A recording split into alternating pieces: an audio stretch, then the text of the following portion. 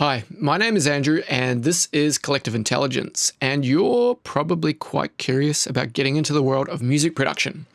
You might want to be an electronic music producer, you might be a singer-songwriter, an instrumentalist, vocalist, you might be doing a podcast, you could be doing all sorts of things that involve audio, but you may not know what you need in order to start getting into recording or producing or mixing your own music.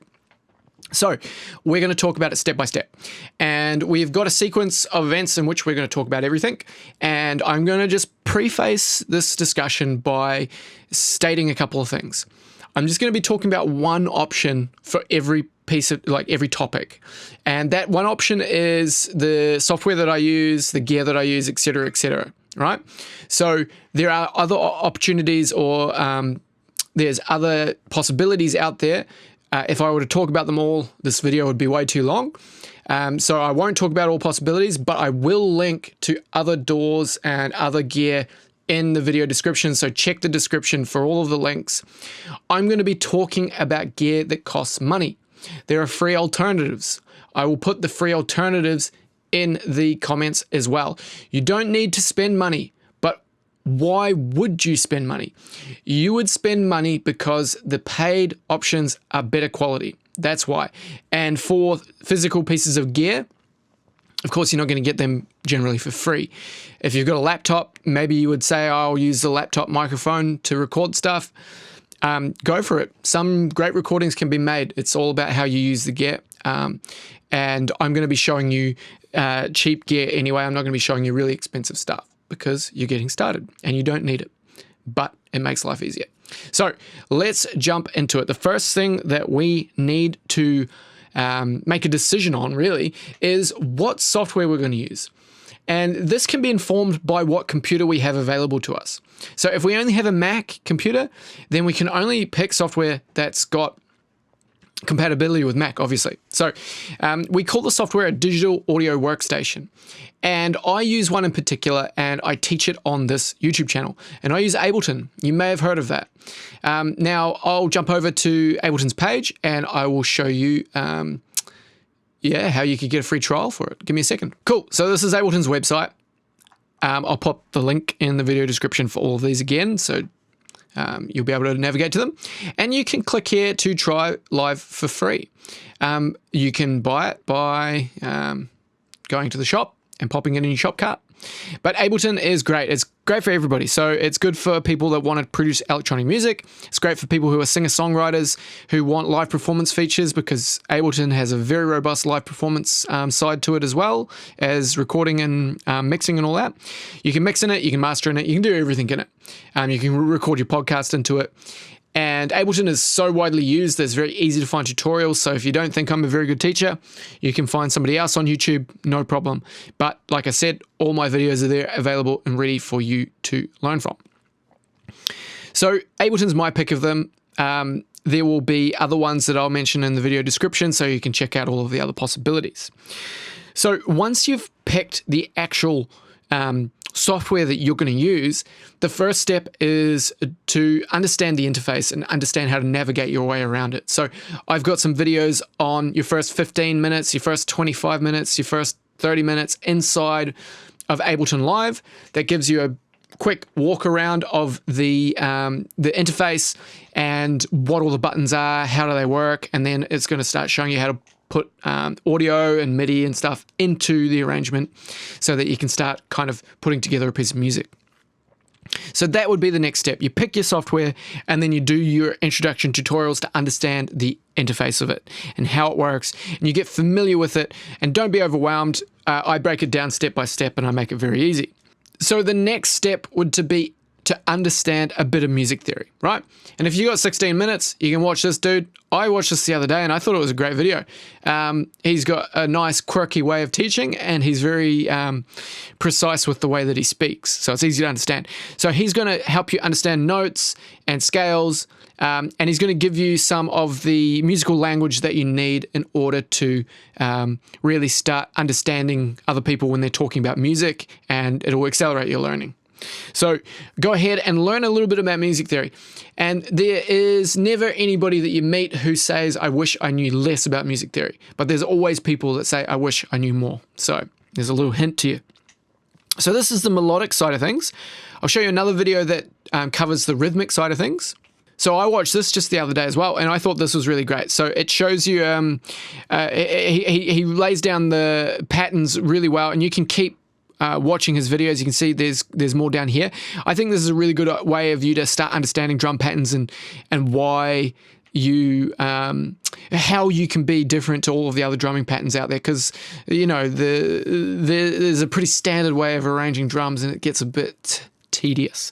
So go ahead and learn a bit about music theory, so melodic side and rhythmic side, and then that'll lead us to the next step. What do you need to do next? Well, you need some sounds. Now that you've got this knowledge, you need to be able to arrange them. So I'm going to show you where I get my sounds from.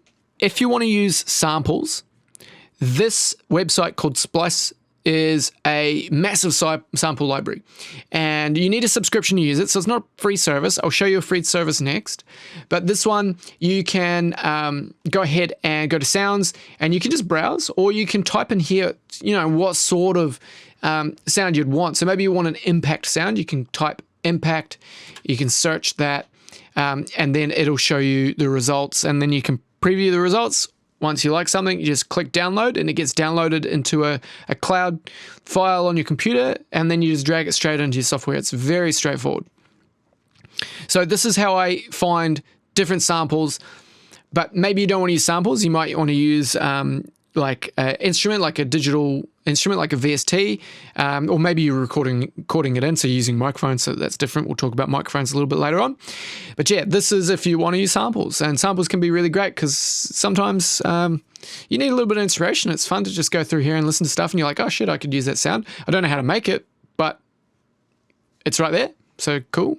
So let's have a look at the free website that you can use. Quickly, like Googling, I found this place. I presume it's pretty good. You probably have to register and give them your information in order to get stuff for free, but you can go ahead and audition stuff here, and then you can download it as MP3. Okay, so you're limited in quality, so you have to probably pay in order to get high quality audio files. Fair enough. MP3 is fine for starting out, so just go ahead and get some free samples and start making some music. So then next we're going to talk about actually synthesizing your own sounds. I use Serum. Serum, in my opinion, is simply the best virtual instrument I've ever used. It's very great for learning because there's visual feedback as well as audio feedback. So you kind of bring the audio and visual world together, and it really helps solidify your understanding of how the sound's being generated. So Serum, you can't go past it. It's simply the best. And then if you want some free alternatives, let's have a look at them. This website's called VST For free.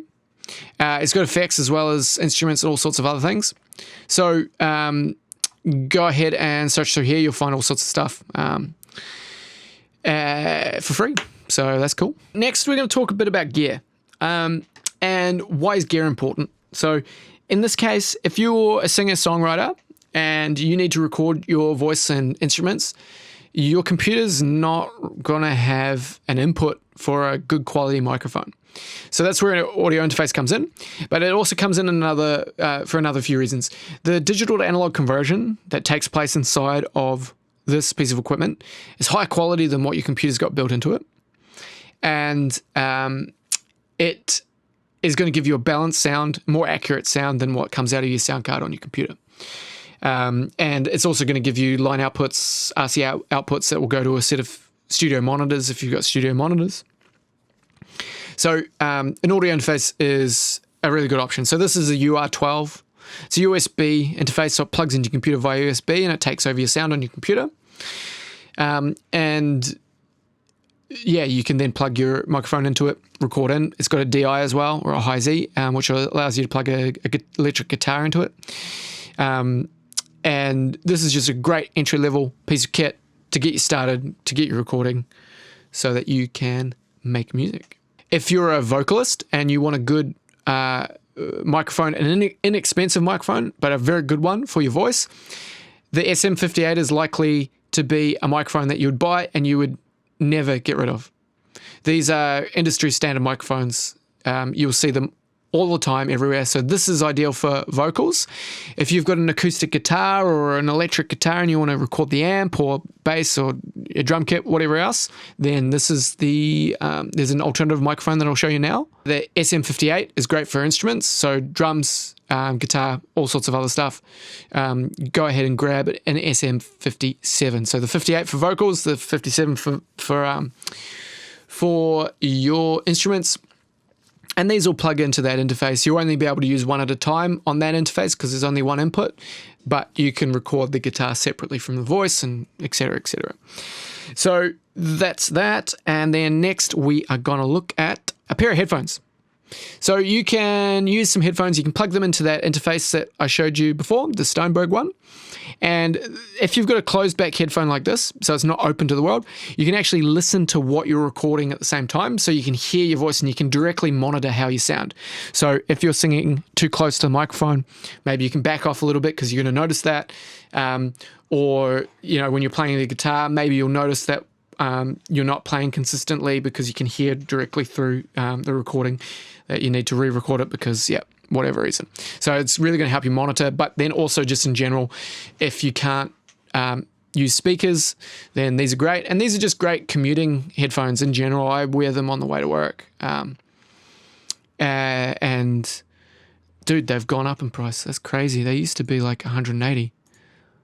They are very good headphones though. So either way. And then next, if you're looking to get some studio monitors, I recommend the HS series by Yamaha, the HS5 for a small room, HS7 for a medium room, HS8 for a large room, HS8S subwoofer for a really large room. But yeah, these are definitely luxury items, but making music through a pair of speakers is always going to be superior to headphones. And it's a good idea to definitely think about moving in this direction if you get very serious about music production. So they're the speakers that I'd recommend. If you want a little MIDI keyboard with some multiple features, a few keys, a few drum pads, a few knobs, man, the AKAI MPK Mini is the best. I really like it. I used it.